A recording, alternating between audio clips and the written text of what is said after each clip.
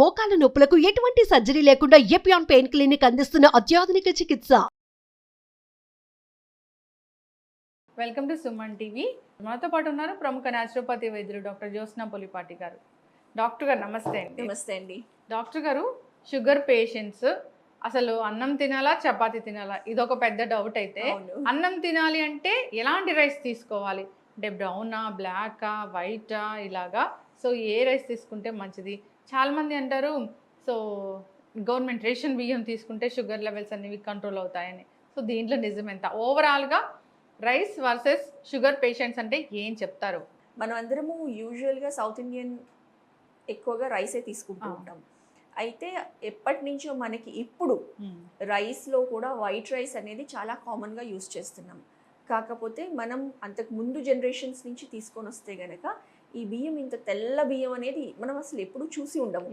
ఇప్పుడు చూస్తే ఆ బియ్యంలో తెలుపుదనం చూస్తే గనక తెల్లగా కంటికి అట్రాక్టివ్గా కనిపిస్తూ ఉంటుంది, తినాలనిపిస్తూ ఉంటుంది. సన్నగా ఉంటుంది సన్న బియ్యం, పొడుగు బియ్యం, బాస్మతి రైస్ అలా అని చెప్పేసి. కాకపోతే మనం బియ్యంలో ఏ వెరైటీ షుగర్ పేషెంట్స్కి మంచిది అని చెప్పాలి అని అంటే దంపుడు బియ్యం ఆర్ హ్యాండ్ పౌండెడ్ రైస్ అంటాము, లేకపోతే బ్రౌన్ రైస్.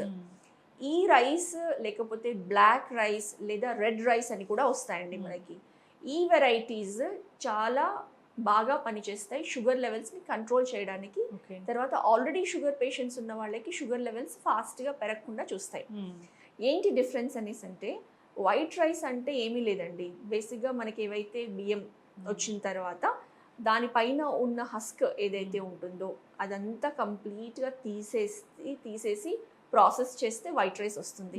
చెప్పాలంటే ఆ వైట్ రైస్లో ఏమీ ఉండదు, క్యాలరీస్ తప్ప, జీరో న్యూట్రియంట్స్. ఫైబర్ అనేది కంప్లీట్గా పోతుంది, వైటమిన్ బి రిచ్ ఉంటుంది యాక్చువల్లీ రైస్ అనేది, అది కంప్లీట్గా పోతుంది అనమాట.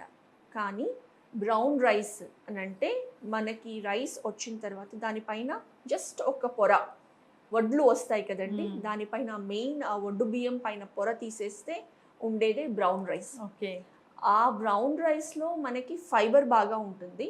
తర్వాత కరెక్ట్గా బ్రౌన్ కోటింగ్ ఉంటుంది చూడండి, దాని కిందే న్యూట్రియంట్స్ ఉంటాయన్నమాట. సో అది తీసుకుంటేనే మనకి బి కాంప్లెక్స్ వైటమిన్స్ అనేది అధికంగా లభిస్తాయి. కాబట్టి బ్రౌన్ రైస్ ఓన్లీ సమస్య ఎక్కడ వస్తుంది అంటే అందరూ బ్రౌన్ రైస్ని ఇష్టంగా తినలేరు. అది కొంచెం హార్డ్ టు డైజెస్ట్ ఉంటుంది. అంటే బ్రౌన్ రైస్ అంటే బ్రౌన్ రైస్ ఏంటి అని అనుకుంటారు కూడా డాక్టర్ గారు. అదొక వెరైటీ అని కూడా ఉంది.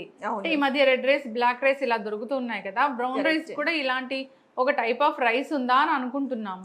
అంటే నాకు కూడా చాలా పెద్ద డౌట్ అయింది. యాక్చువల్లీ రైస్ అంటేనే బ్రౌన్ రైస్. మనం దాన్ని బాగా పాలిష్ చేస్తేనే వచ్చేది వైట్ రైస్.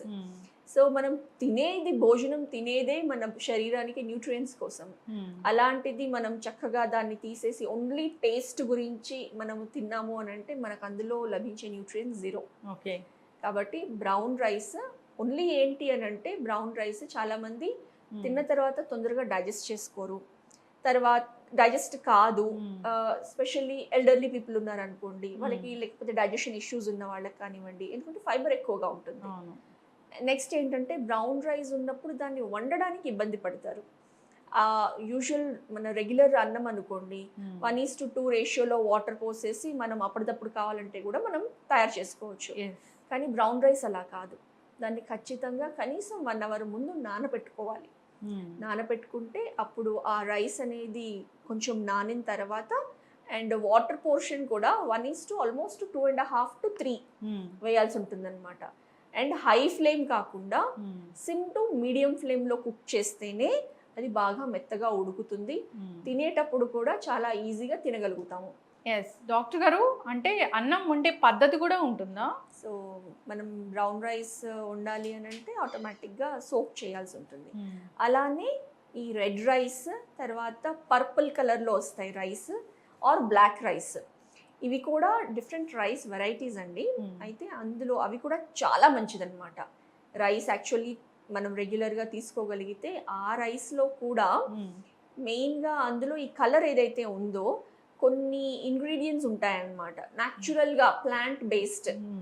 సో అవి ఉండడం మూలాన మనకి ఆ కలర్ రైస్ అనేది వస్తుందన్నమాట. సో ఆ రైస్లో కూడా న్యూట్రియంట్స్ అధికంగా ఉంటాయి. సో మనము కాకపోతే అవి కొంచెం ఎక్కువ క్వాంటిటీలో మనకు అందుబాటులో ఉండవు, తర్వాత అవి అనేది మనం రెగ్యులర్గా వాడకంలో ఉండవు, కాబట్టి అప్పుడప్పుడు మనం అవి తెచ్చుకొని తింటే కూడా చాలా మంచిది. అయితే ప్రతిరోజు మాత్రం ఎవరు కూడా ఈ అంటే ఫైన్ పాలిష్డ్ రైస్ అయితే అసలు వాడకూడదు. అస్సలు వాడకూడదు. షుగర్ పేషెంట్స్ కావచ్చు, నార్మల్ ఎవరైనా కావచ్చు. అవునండి, నార్మల్ వాళ్ళు అనుకోండి రెగ్యులర్గా బ్రౌన్ రైసే వాడుతూ ఉంటే షుగర్ రాకుండానే ఉంటుంది. ఎందుకంటే షుగర్ లెవెల్స్ అనేవి షూటప్ కావు. White rice, white sugar, white salt, ఈ మూడు కూడా మన ఆరోగ్యానికి వైట్ పాయిజన్స్. సో వీటి వల్లే మనకి అంటే రకరకాల అనారోగ్య సమస్యలు వస్తున్నాయని చెప్తున్నారు. అయితే వైట్ రైస్ అనేది దీంట్లో మీరు అన్నట్లుగా ఆ షుగర్ని పెంచే గుణాలు ఎక్కువగా ఉంటాయి, కాబట్టి ఖచ్చితంగా అందరూ కూడా దీన్ని అవాయిడ్ చేయాలని కోరుకున్నాం. సో బ్రౌన్ రైస్ అంటే చాలా చక్కగా చెప్పారు, అంటే single polished rice. Brown rice కష్టంగా ఉంటే సింగిల్ పాలిష్ రైస్ ఒక్క పాలిష్ చేసుకొని తిన్నాం, అవి తీసుకుంటే ఓకే, మచ్ బెటర్ ఈ వైట్ రైస్ కంటే కూడా. బ్లాక్ రైస్ కూడా మంచిది అంటారు కదా, అది ఒక మ్యాజిక్ రైస్ అంటారు కదా డాక్టర్ గారు. అవునండి, బ్లాక్ రైస్ కూడా చాలా మంచిది. సో కాకపోతే ఎస్థెటిక్గా నల్ల బియ్యం వండుకోవడం అనేది మనకు అలవాటు లేదు కాబట్టి పెద్దగా వాడము మనము. కాకపోతే అందుకే అప్పుడప్పుడు మనం తెచ్చుకొని black rice, purple rice, red rice, ఈ వెరైటీస్ కూడా మనం తెచ్చుకొని వాడుకుంటే హెల్త్కి అవి చాలా మంచివి. ఈ బ్లాక్ రైస్ కుక్ చేసే కూడా నల్లగానే ఉంటుందా? అండ్ కేరళ స్టేట్స్లో ఆ రైస్ కూడా వేరుగా ఉంటుందన్నమాట. మన రెగ్యులర్ రైసే యాక్చువల్లీ చాలా బియ్యం చాలా లావుగా ఉంటాయి, కొంచెం రెడ్డిష్ టింజ్తో ఉంటాయి ఆ కేరళ రైస్. అందులో హై ఫైబర్ కంటెంట్ ఉంటుంది.